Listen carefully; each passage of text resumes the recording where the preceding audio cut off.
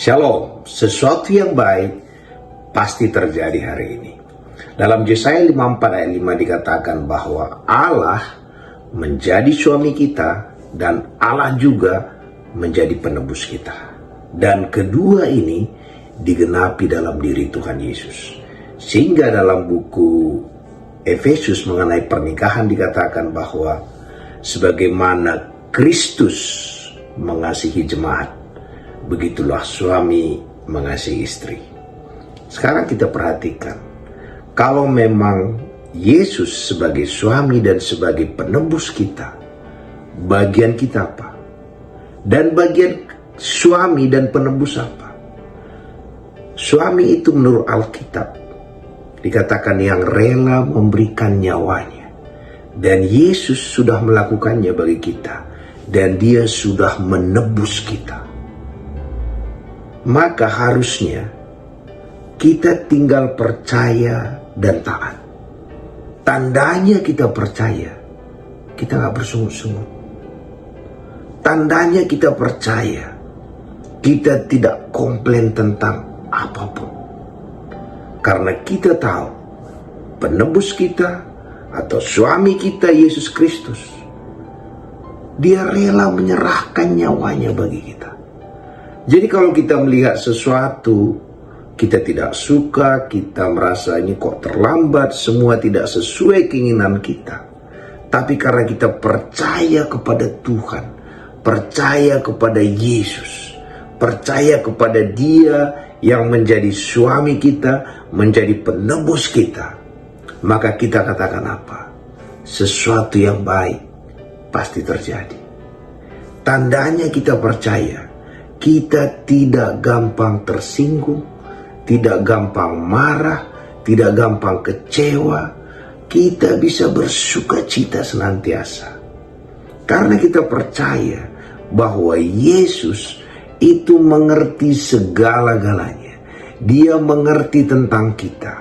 Bahkan sebelum dunia ada kita sudah dipilih. Dalam kandungan kita ditenun. Waktu kita terlahir kita didandani. Makanya Tuhan katakan bagian istri hanya satu, tunduk. Kenapa kita susah tunduk kepada Tuhan? Tanda orang tak tunduk itu ngambek, kesel, nggak suka cita, itu tandanya nggak tunduk.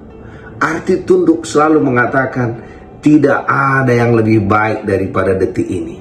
Karena Tuhan yang menjadi penebusku, yang menjadi suamiku, ada bersamaku, dan Dia pasti membuat segala sesuatu menjadi sungguh amat baik.